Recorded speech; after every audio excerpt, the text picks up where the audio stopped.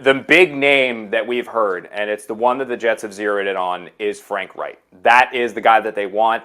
Everything that I have heard from talking to multiple sources around the NFL tied both to Frank and the Jets is that the expectation is that this does eventually get done. Now, it's going to take a little longer to get done than 24 hours ago when Tanner was going to be the offensive coordinator and Frank coming in as the senior offensive consultant, because the Jets didn't have to satisfy any Rooney Rule at that point. Now they do, so they have to go through the whole interview process, interview two minorities before eventually they end up hiring Frank Reich in whatever role they end up hiring him at.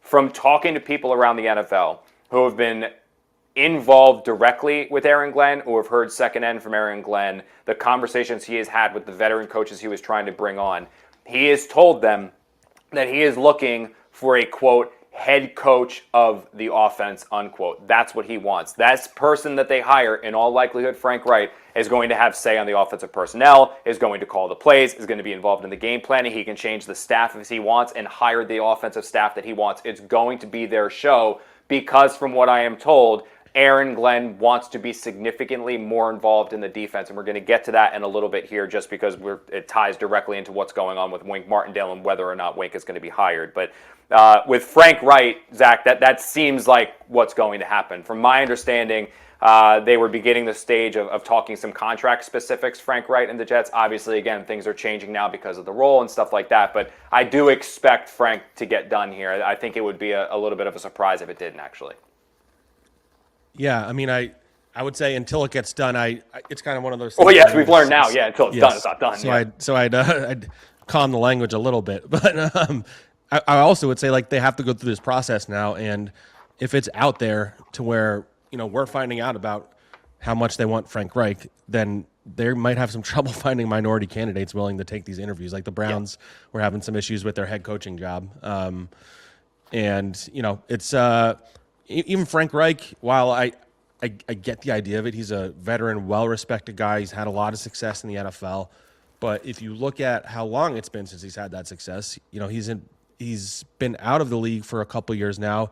Things did not go well in Carolina. Things did not go well at the end of his time in Indy, though he put his money in the Carson Wentz basket, and that was a bad idea. Before that, but that's like at that point you're going like 5 years back to when his offenses were really good, and so you're bringing in a veteran coach, a guy that Glenn trusts. They played together way back in the day. Frank Reich was a quarterback for the Jets.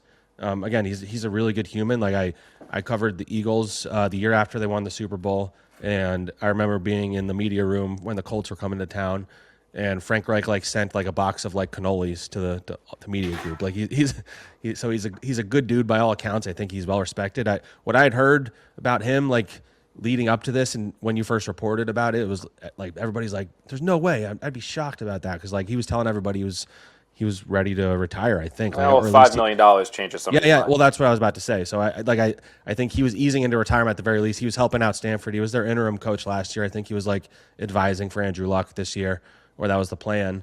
And the Jets are giving him the full court press, and maybe he's like, okay, I can make some more money at the end of my career and try and build up this offense for maybe a friend or somebody I respect in Aaron Glenn and hope for the best. But in my head, and I can't say that this is 100% true, it's just me reading the tea leaves, if this season goes terribly, it feels as if Aaron Glenn is hiring his interim coach. There wouldn't be a better option on the staff. So that feels like a risky proposition for Glenn to some degree, but he also just needs to do what's best for the team. So if Frank Reich is the guy, if he can build an offense, if he can coach up a young quarterback or some middling veteran, whoever they go and get, or Kyler Murray or whatever quarterback they get.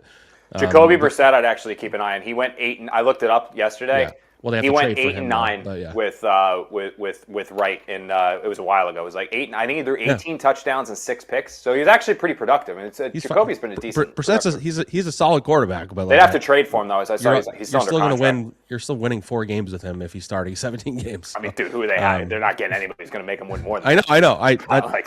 This was our conversation on the Dante Moore pod.